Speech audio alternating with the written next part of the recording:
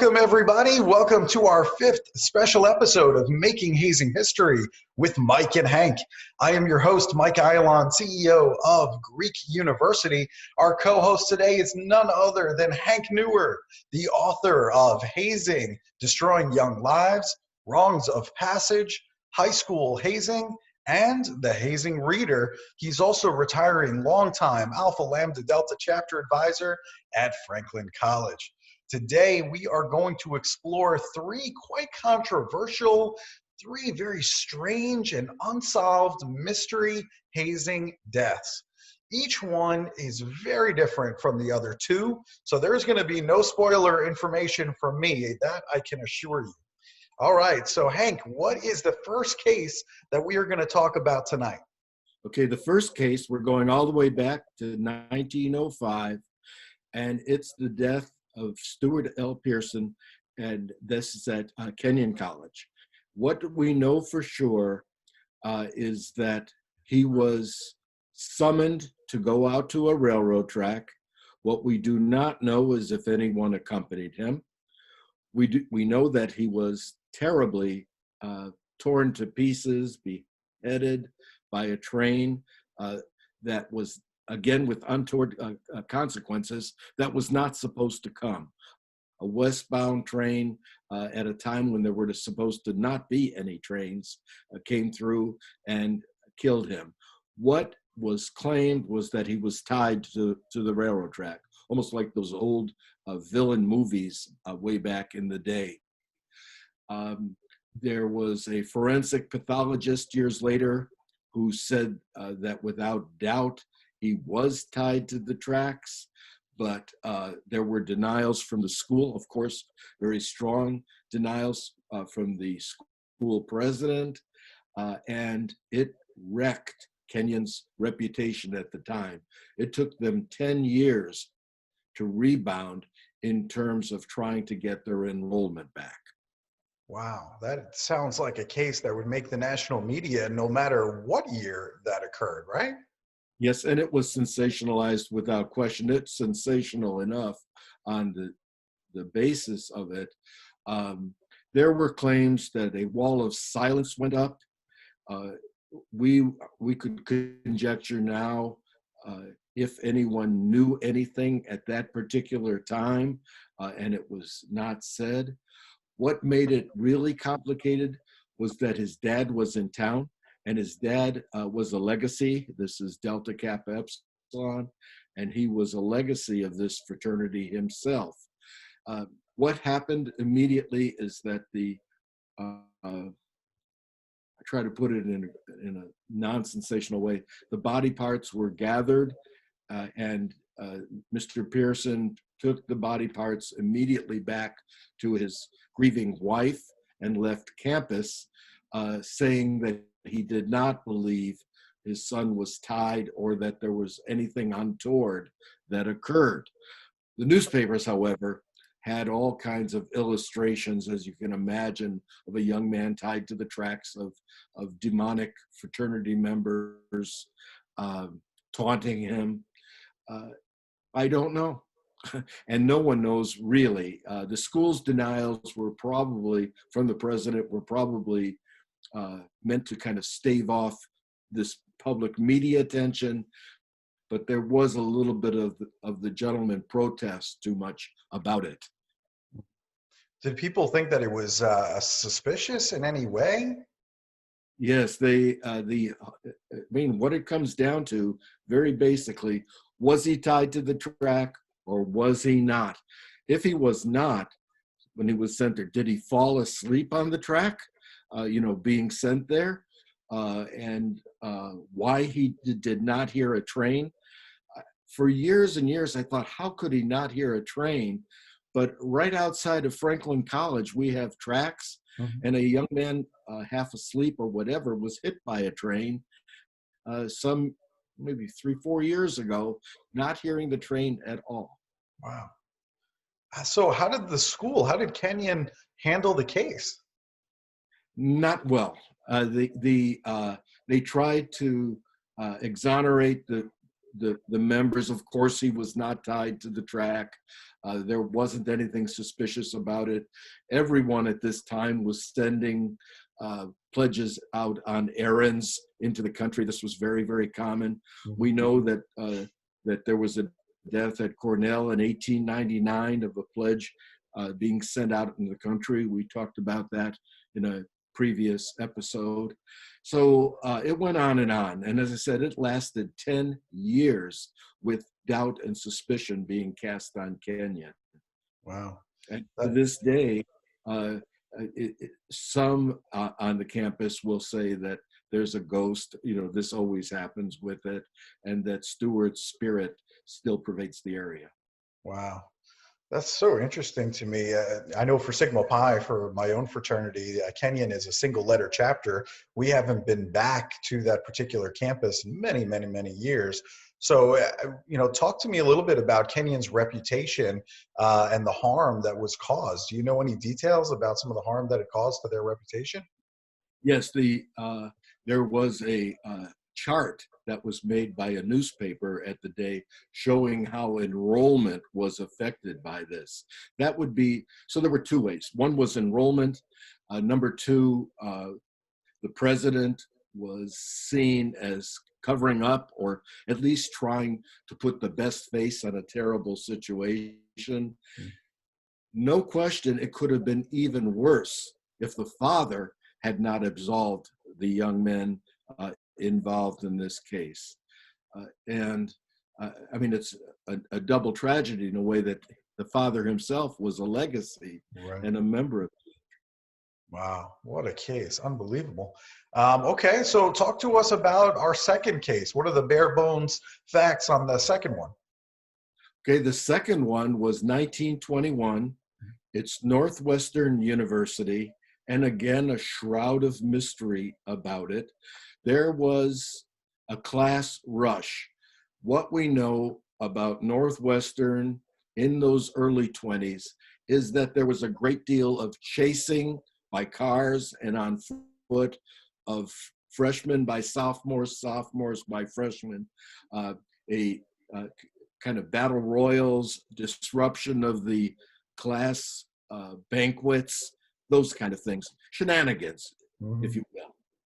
Leighton Mount was found some years after he disappeared the night of this big class rush, and was not found for years. When he was found, he was tied to a pier in Chicago.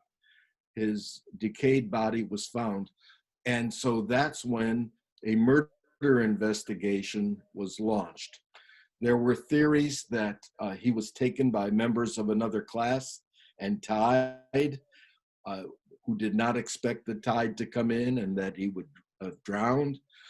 There were other theories that two brothers of his girlfriend didn't like the relationship and had set out to intentionally murder him. That was investigated, didn't go anywhere else. 2 years, this case is dragging on, and then it gets even more bizarre. 1923, the same shenanigans go on between the two classes. And Louis Aubert, who is a young man participating in the hazing, and others get into a terrible car crash. He's on the running board, is thrown off, and he dies. There are homicide charges against the driver and conflicting statements by witnesses as to the negligence involved in this case. It panned out that police decided that this was harmless enough that the charges were dropped. But again, Northwestern's reputation was injured at this time. And then another theory came out, and the president of Northwestern at the time jumped on it, that Leighton Mount killed himself. Now, the newspapers made fun of this, like someone would tie themselves to a dock and commit suicide. suicide this way, the president was either a laughingstock or criticized at this time. But the fact is, I don't know, and no one knows how Leighton Mount really died. Wow. So I guess it's not a fraternity hazing No, no, instance then. no, it's class hazing. Classic. Class against. Okay. And so how did the press deal with this particular death?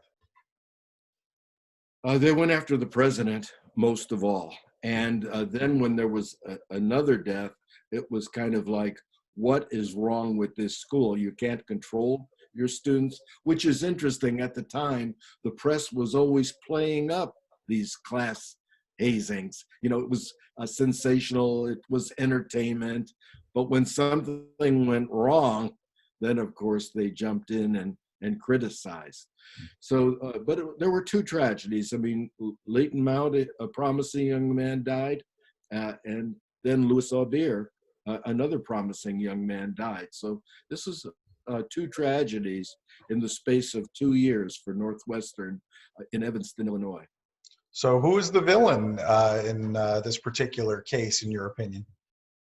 It's the hazing itself. It's the societal problem of hazing, and the fact that it was looked at then and now as a lark. The fact that all these hijinks would go on. Oh, you know, you see the movie Dazed and Confused, you know, and the hijinks that go with it. It goes on for years and years without any problem, and then there's a tragedy and everyone looks to it. There really needed to be some prevention attempts. And as we talked in another episode, about 1927, 1928, there was student backlash against freshman, sophomore hazing, class hazing, and it almost, I say, not completely died out. So did it ever go away completely?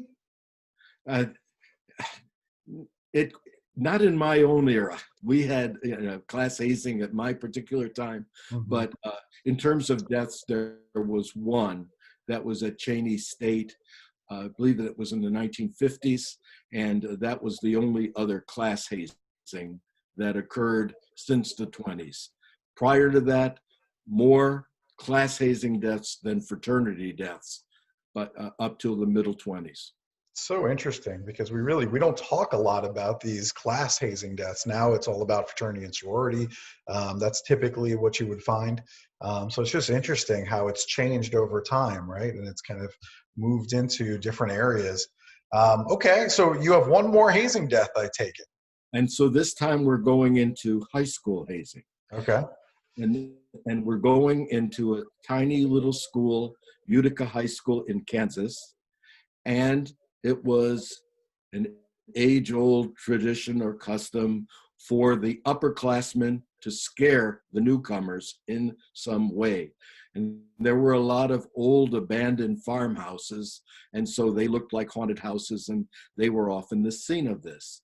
Well, the female class sponsor wanted to make sure that everyone was safe.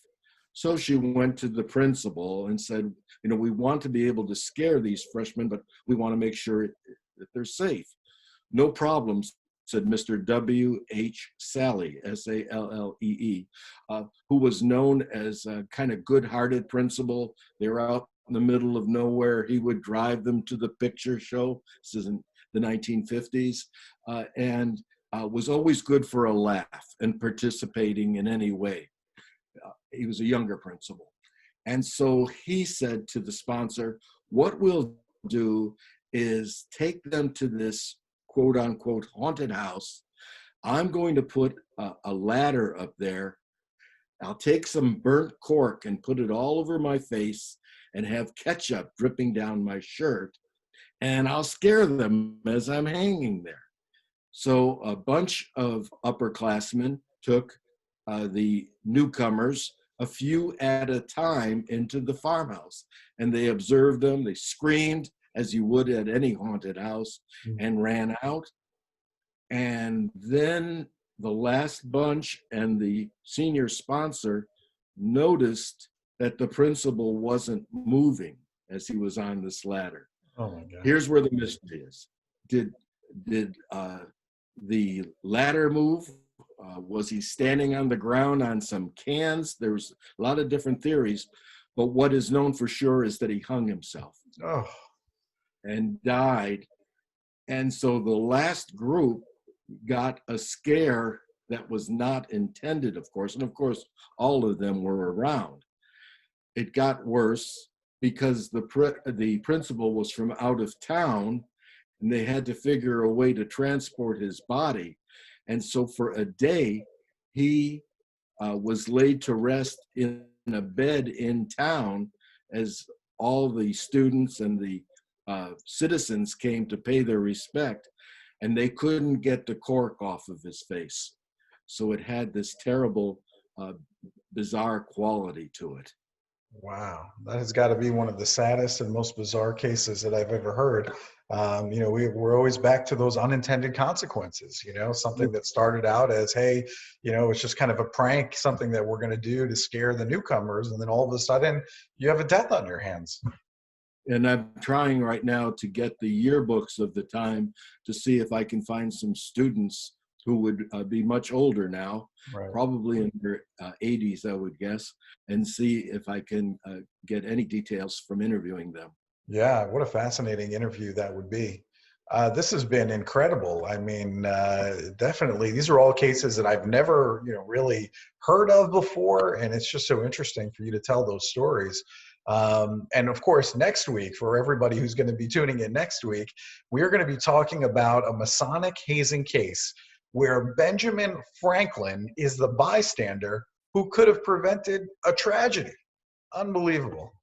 I mean, some of these stories that you have, Hank, is just absolutely incredible.